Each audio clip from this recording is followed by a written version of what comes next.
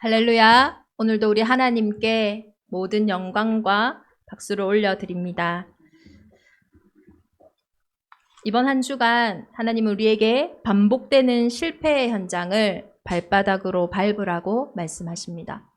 2021년 우리 대정임만의 온 교회에 응답의 현장을 약속하시고 여호수아에게 너희 발바닥으로 밟는 곳은 모두 내가 너희에게 주었노니 모세와 함께한 것처럼 여호수아와 함께 하셨다고 하신 하나님이 이제는 우리에게 너희 발바닥으로 밟는 곳은 모두 내가 너희에게 주었노니.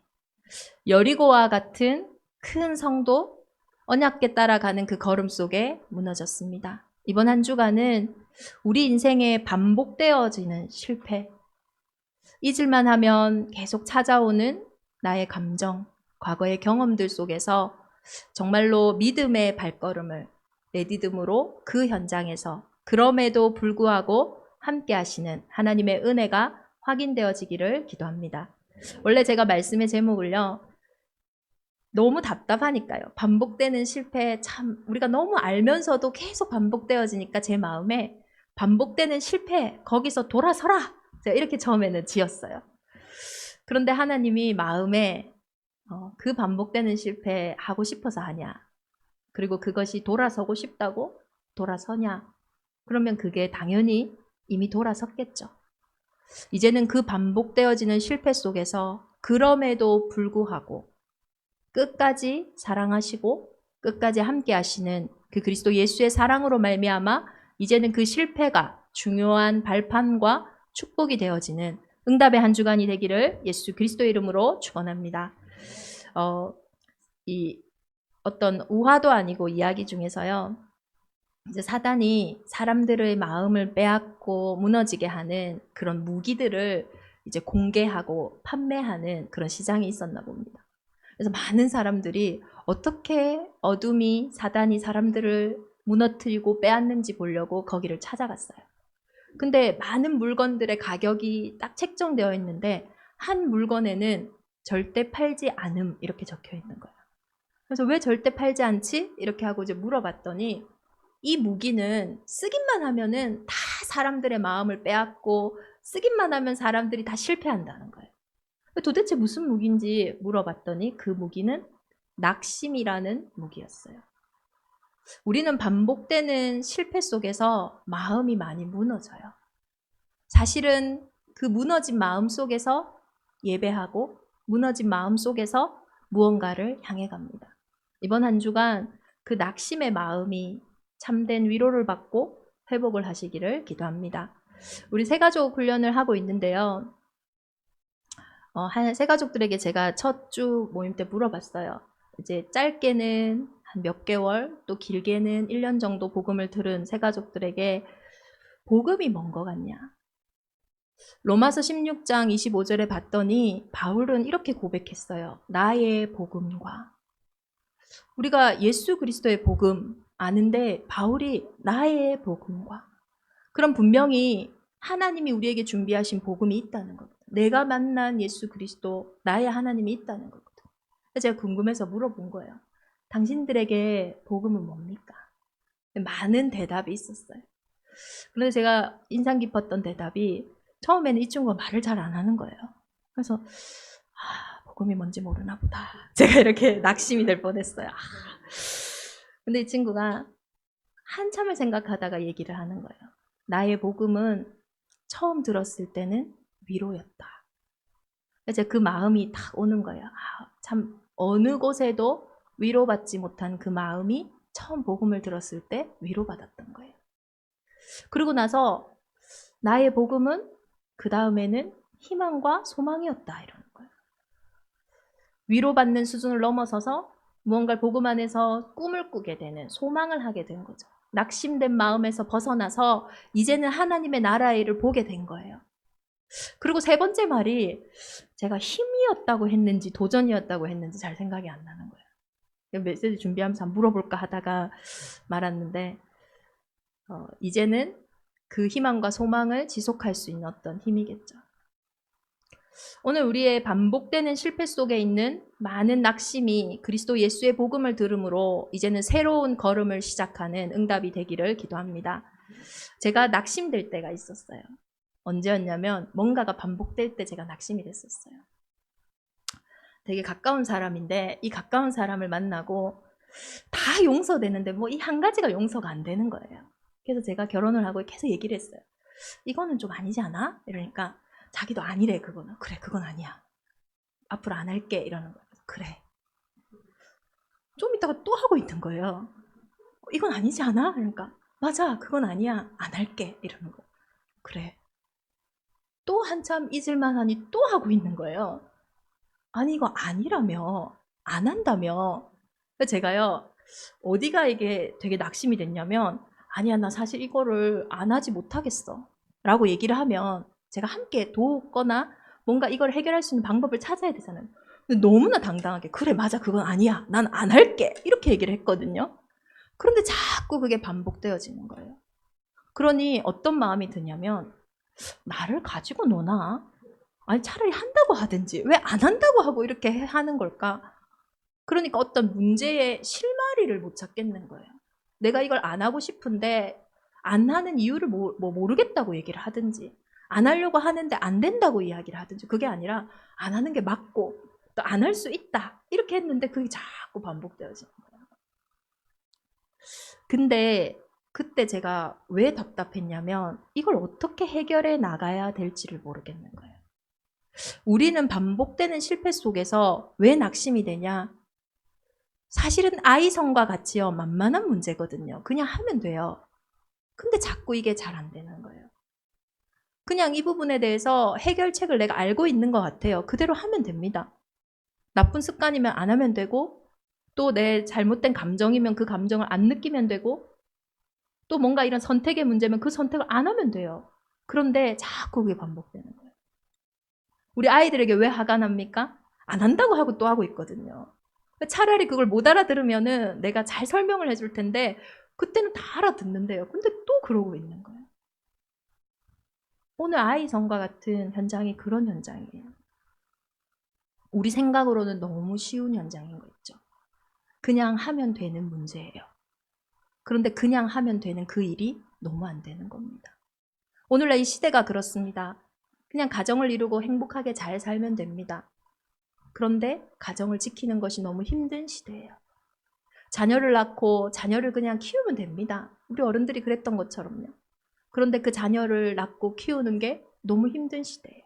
어떤 사람은 그냥 우리가 너무나 쉽게 엘리베이터를 타는 것도 너무 힘들어서 타지 못하는 그런 현장도 있어요. 당연한 것들이 우리에게 반복되어지고 실패로 올 때에 우리는 많이 무너집니다. 이번 한 주간 그 속에서 그럼에도 불구하고 함께 하시는 하나님의 은혜가 시작되어질 줄 믿습니다. 저에게 그 반복되는 실패와 낙심들이 언제 끝났냐? 진짜 그 실패의 이유를 확인한 그 시간에 끝났어요. 그 사람이 할 수 있다 할 때, 그 일을 되어진다 할 때는 그게 잘 끝나지 않았어요. 오늘 이스라엘 민족도 마찬가지입니다. 여리고도 무너뜨렸는데요. 그 크고 강한 일도 해냈는데요. 이 아이성, 얼마 그냥 너무 쉬운 일이에요. 그냥 진짜 하면 되는 거예요. 그런데 그 아이성을 실패했을 때 이들은요 너무 어이가 없는 거예요. 여리고도 무너뜨렸던 우린데 그 큰 것도 지났던 우린데 도대체 이 아이성 앞에 우리는 왜 실패했는가 이유를 알 수 없는 거예요. 이유를 알면 쉬운데 그 이유를 모르니 더 답답한 상황인 거예요. 그 속에서 우리는 확인해야 할 것이 있습니다. 하나님은 실패의 이유를 7장 1절에서부터 말씀하고 계세요. 이스라엘 자손들이 온전히 바친 물건으로 말미암아 범죄하였으니 이는 유다 지파 세라의 증손 삽디의 손자 갈미의 아들 아간이 온전히 바친 물건을 가졌습니다. 아간 때문에 아이성을 점령하지 못했다고 얘기하고 있습니다. 그런데 오늘 우리가 본문에서 주목해야 할 것은 아간을 설명하시는 하나님의 방법입니다. 유다 지파 세라의 증손 삽디의 손자 갈미의 아들 아간이에요. 아간을 설명하는데 몇 세대를 거쳐 올라갔는지를 몰라요. 많은 신학자들이 이러한 성경의 소개법을 보고는 운명의 사슬이라고 이야기하는 거예요. 그 한 개인의 문제를 운명의 쇠사슬처럼 표현을 하고 있어요. 우리가 어떤 육신의 연약함 때문에 병원을 갈 때도 의사들이 물어봅니다. 혹시 가정에 이런 병력이 없습니까? 왜냐, 그것이 치유하는데 참고가 되어지고 도움이 되어지기 때문인 거예요. 심리 상담을 할 때도요, 가족 심리학에서는 꼭 가계의 가계도를 이렇게 딱 그리게 해요. 그래서 우리는 우리의 문제를 볼 때 사실은 그 반복되는 문제 속에 오래되어져 있는 상태를 확인해 줘야 돼요. 왜 문제가 반복됩니까? 원인이 끝나지 않았기 때문이에요. 그 원인이 근본이 끝날 때는 사실은 반복되어지는 내 삶에 보이는 문제는 당연히 끝나게 되어 있어요. 그래서 하나님의 자녀들은요, 어쩌면 우리의 영적인 상태, 우리의 근본 원인을 확인하는 그 순간에 모든 것이 끝나는 것입니다. 그러면 우리 가정과 가문의 흐름을 봐야 된다는 겁니까? 가문을 보면요, 이상하게 이혼하는 가정은 계속 이혼하거든요. 단명하는 집은 계속 단명해요. 가정에 불화가 일어났는데 배우지도 않았는데 똑같이 자녀가 그 일을 하고 있어요. 그것은 성경에도 마찬가지예요. 아브라함은 아내를 데리고 애굽에 탁 내려갔을 때 그 애굽 땅에서 혹시 아내 때문에 내가 어떤 불이익을 당할까봐 아내를 사라를 누이라고 속이는 일이, 거짓말을 하는 일이 발생했어요. 그런데 그 아들인 이삭은 그땐 태어나지도 않을 때였거든요. 그 아들인 이삭도 블레셋에서요, 자기 아내 때문에 자기가 불이익을 당할까봐 아버지가 했던 것처럼 동일하게 자신의 아내인 리브가를 누이라고 속이게 되는 거예요. 이것이 우리 인생의 진짜 근본의 이유는 무엇을 확인해야 되는지를 말하고 있는 거예요. 정말로 보이는 반복되는 문제의 해결을 계속한다고 해서 그 문제가 해결되지 않습니다. 경제 문제라고 경제가 조금만 해결되어지면 될까 안 될까? 제가 예전에 말씀드렸잖아요. 가까운 분인데 이분도 30년 전에도 30만 원만 있으면 내 삶이 괜찮아지겠다 했는데 지금도요. 금액은 좀 다르겠죠. 부족한 거예요. 우리의 영적인 상태에 어떠한 변화가 있지 않으면 반복되는 문제는 끊임없이 반복되어져요. 그럼에도 불구하고 우리는 하나님의 자녀입니다. 그럼에도 불구하고 우리는 천국이 박탈당하진 않아요. 그러나 정말로 그럼에도 불구한 하나님의 은혜가 이제는 내 삶 속에 드러나야 되지 않겠습니까? 그래서 반복되어지는 그 문제의 근본을 확인하는 한 주간이 되어져야 돼요. 도대체 이 문제가 어디서 왔냐? 오늘 이 아간의 문제를 얘기하는데 유다 지파까지 올라왔어요. 그러나 이제 하나님께서는 진짜 우리의 보이는 이 반복되는 문제의 가장 근본, 시작을 말씀하고 계세요. 하나님이 아간의 죄 이전의 죄라고 제일 처음 얘기하신 현장이 있습니다. 창세기 3장에 있는 창세기 3장 문제예요. 하나님은 사람을요, 어떤 존재로 만드셨냐? 영적인 존재로 만드셨어요. 다시 말해서 언약의 존재로 만드셨어요. 하나님은 하나님의 대화법이 있어요.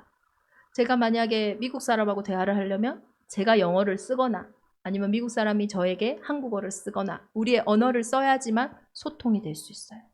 하나님은 인간을 하나님의 형상대로 창조하셨고 인간에게 하나님의 언어인 언약을 알게 하셨어요. 그것이 우리의 첫 번째 복입니다. 하나님 처음부터 언약을 주셨어요. 처음부터 우리와 소통하셨어요. 처음부터 우리에게 복을 주셨어요. 이 언약은 사람만 알아듣는 거예요. 물고기는 그냥 물에 살면 됐었어요.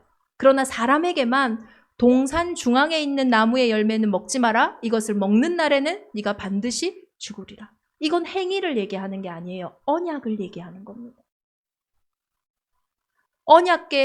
선악을 알게 하는 나무의 열매를 따먹었다고 이들이 이거 따먹었기 때문에 죽은 게 아니에요. 이게 죄가 아니에요. 언약을 잃어버렸기 때문에. 하나님은 반드시 죽으리라 하신 그 언약을 떠났기 때문이에요. 성경은 그것을 우리 인생의 첫 번째 사건, 죄라고 해서 원죄라고 하는 거예요.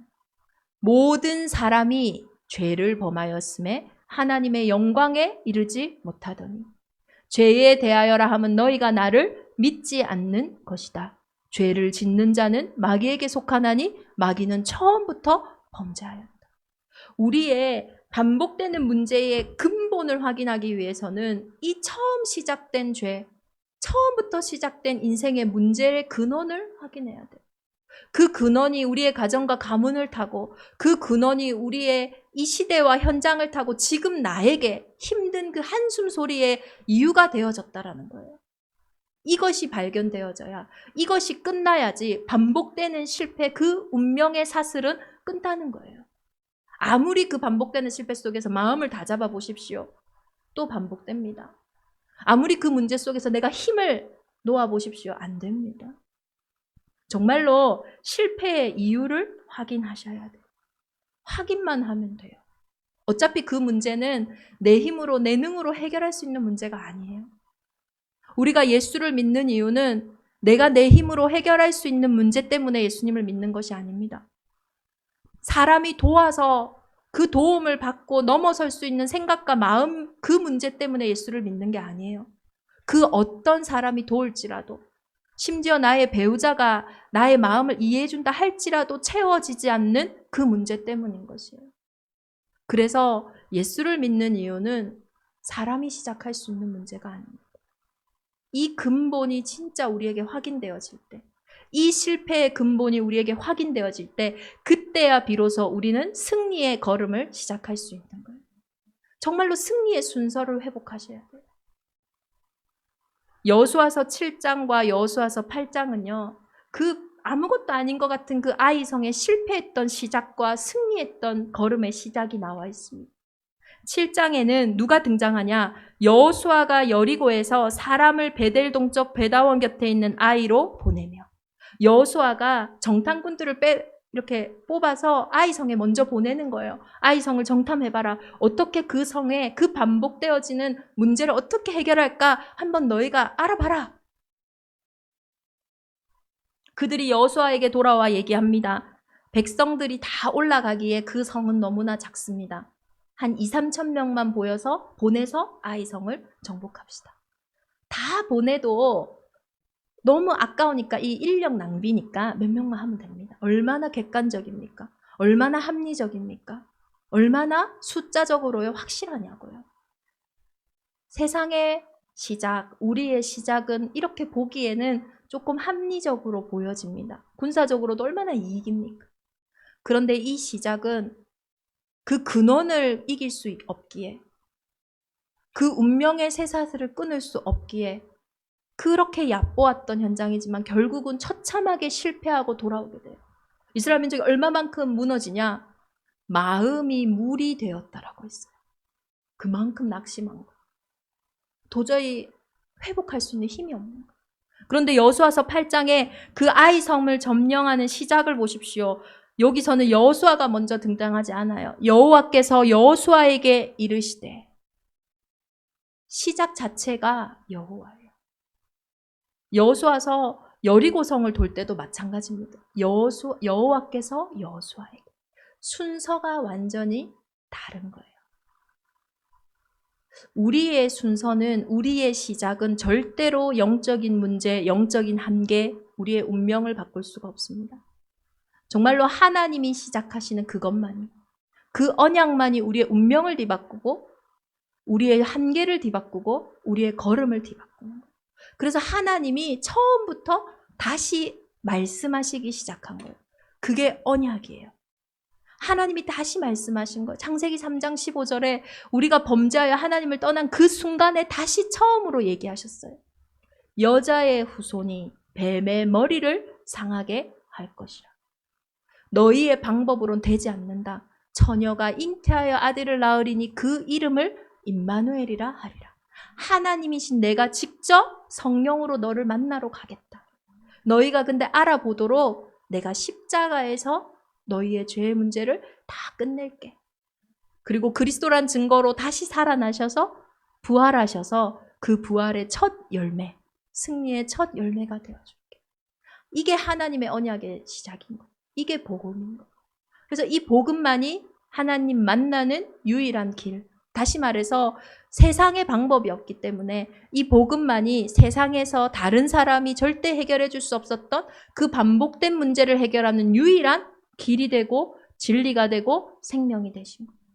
그래서 이 복음을 듣는 자들이 우리의 것으로 믿어지지 않기에 믿을 수 있도록 하나님이 은혜의 선물을 주신 겁니다. 그래서 이것이 믿어지는 자는 날마다 십자가의 도가 능력으로 확인되어지는 거예요. 날마다 그 이름 붙잡고 기도할 수 있는 거예요.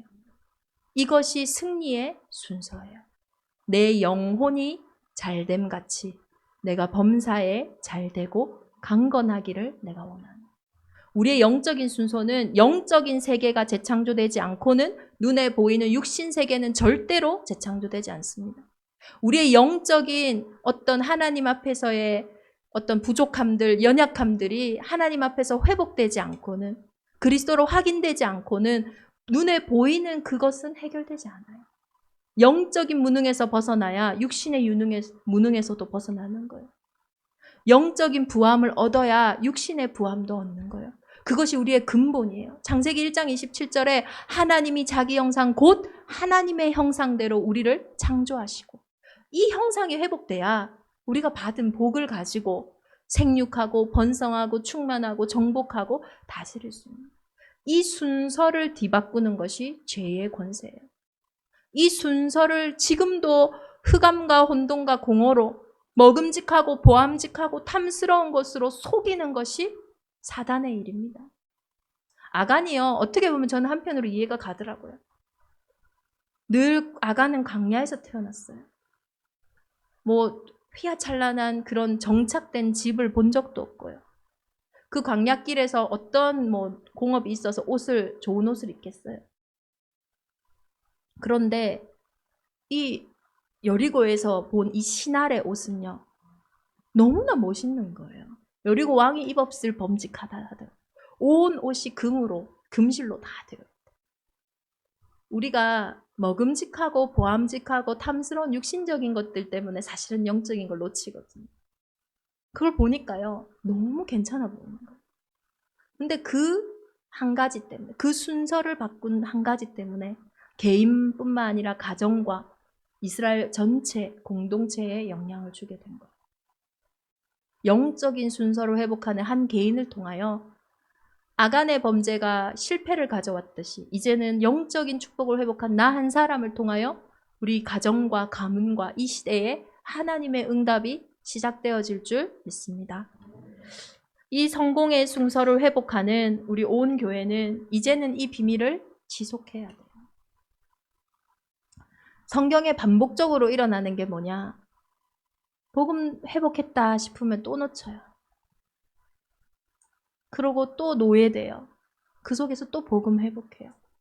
그러고 회복합니다. 승리합니다. 그랬다가 또 포로돼요. 그때 되니까 또 문제가 뭐야? 도저히 내가 할 수 없으니까 또 하나님 바라봐요. 또 복음 회복해요. 그랬다가 또 살만하면 또 놓쳐요. 또 속고. 그게 우리의 모습을 하나님이 앞서 이스라엘을 통해 보여주시는 거예요. 다시는 그 길에 서지 말라고. 그러면 어떠한 우리의 삶의 태도를 회복해야 합니까? 하나님을 향한 새로운 피조물이 날마다 되어지는 거예요.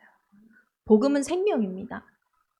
매일 밥 드시는데 지겹습니까? 아이고 어제 먹었는데 오늘 또 먹어야 되냐? 좀 그러실 수도 있겠어요. 그런데요, 우리 날마다 밥을 먹을 때 그렇게 지겹다라는 걸 느끼지 않아요. 왜요? 생명의 유지이기 때문에. 사람이 떡으로만 살 것이 아니요 하나님의 말씀으로 산다고 했어요. 이 말씀을 향한 나의 중심, 나의 태도가 실제로 우리에게 지속되어질 때 그 길에 서지 않는 거예요. 신명기 6장에 모세는 마지막에 설교할 때 강하게 이스라엘 민족에게 부탁해요. 너희는 하나님의 약속대로 언약대로 가나안에 들어갈 거다. 그런데 너희가 그 가나안에서 배불리 먹게 되는 그때에 제발 너희를 종되었던 곳에서 해방하신 그 하나님을 잊지 말라. 너희에게 응답이 오는 그때에도 복음의 능력을 잊지 마라. 종되었던 곳에서 해방받았던 그 유월절의 비밀을 잊지 말라. 하나님은 이게 얼마만큼 생명의 근본인지 또 얘기하시잖아요. 여리고 앞에서. 그 전쟁터 앞에서도 또 유월절을 할례를 통하여 행하게 하시잖아요. 하나님이 가장 보시는 거는 그거예요. 우리가 하나님을 향한 태도. 그 태도는 삶에 대한 태도고 삶의 열매로 반드시 드러나게 되어 있습니다. 18세기에 대표적으로 알려져 있는 음악가 중에 우리는 모차르트를 잘 알고 있어요. 너무 신동이죠. 35세의 나이로 아주 명곡을 600곡 이상을 낸 사람이에요. 이 모차르트가 너무 음악을 잘하니까 그 당시에 많은 사람들이 모차르트에게 음악을 배우러 왔어요. 그럼 질문을 한 가지 합니다. 당신은 음악을 배운 적이 있습니까? 그 질문에 어떤 사람이 그럼요, 저는요 10년 동안 피아노를 쳤고요, 10년 동안 바이올린을 연주했고요, 음악을 아주 배운 적이 있어요. 그 사람에게 책정된 어떤 수업료와요. 그 뒤에 한 친구가 왔는데 당신은 음악을 배운 적이 있습니까? 아니요, 저는 단 한 번도 음악을 배운 적이 없어요. 그 사람에게 책정된 수업료의 차이가 어마어마한 거예요. 누가 더 많이 낼까요? 우리 생각에는 단 한 번도 배우지 않은 사람을 가르치는 게 어렵다라는 생각을 해요. 그런데 음악을 오히려 배운 사람에게 두세 배의 높은 수업료를 받는 거예요. 너무 억울한 거예요, 이 사람이. 아니, 나는 음악도 배웠는데 왜 나에게 더 큰 수업료를 내라고 합니까? 그때 모차르트가 단 한 번도 음악을 배운 적이 없는 사람은 고칠 것이 없고 순수한 마음이기에 나의 것을 새롭게 다가갈 수 있다.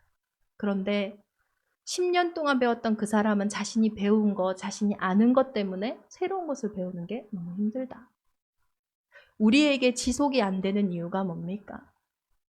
늘 그리스도 안에 새로운 피조물이 되지 않아요.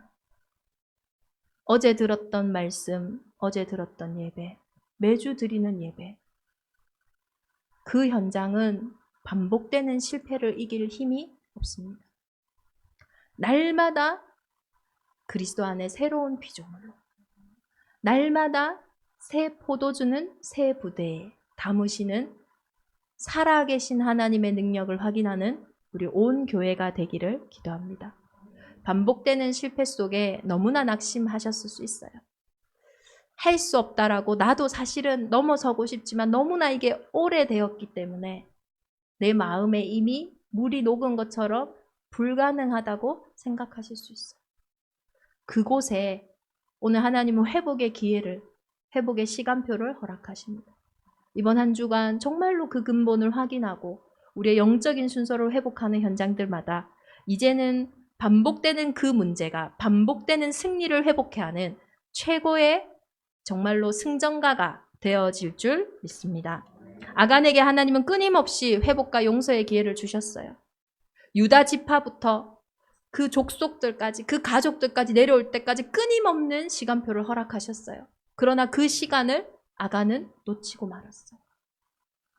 또 그 이전에 여호수아에게도 하나님은 기회를 주셨어요. 만약에 여호수아가 아이성 전에 정탐꾼을 보내지 않고 그가 평소에 했던 것처럼 하나님의 말씀 앞에 섰다면 하나님은 아이성의 실패를 경험하지 않게 하셨을 거예요. 오늘 이 말씀을 듣는 우리 대정인만의 온 교회가 가보고 또 무너져 보고 복음을 회복하는 것이 아니라 한 번도 가보지 않은 그 길을 그리스도 예수의 말씀을 따라 언약궤를 따라 나아가는 승리의 걸음이 되기를 예수 그리스도 이름으로 축원합니다. 우리 주신 말씀 붙잡고 함께 기도하겠습니다. 반복되는 실패 속에서 그럼에도 불구한 하나님의 사랑을 회복해 하여 주옵소서.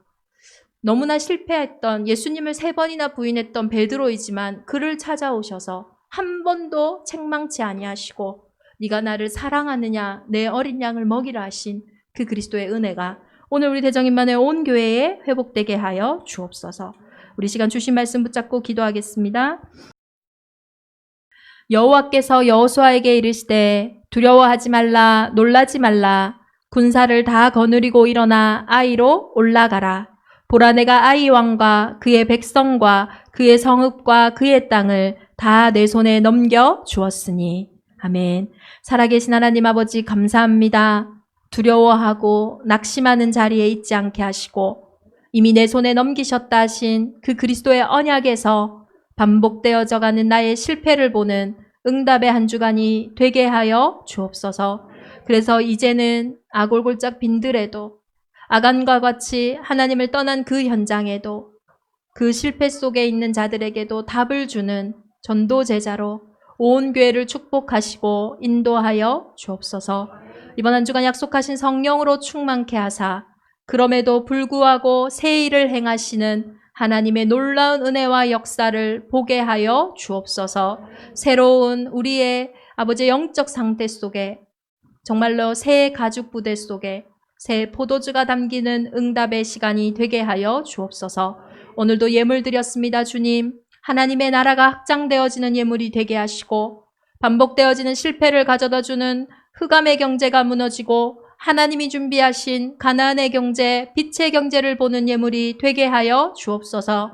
11조로 건축 예물로, 선교 예물로, 후대를 향한 RUTC 예물로 각자의 기도 제목을 담은 감사 예물들마다 주의 성령께서 흠양하시며 그 기도 제목들 속에 하나님께서 영광받아 주옵소서. 오늘 세가족으로 등록한 우리 윤미향 성도에게도 하나님의 새로운 시작이 있게 하시고 그 한 사람을 통해 시대를 살리시는 하나님의 은혜를 보게 하여 주옵소서.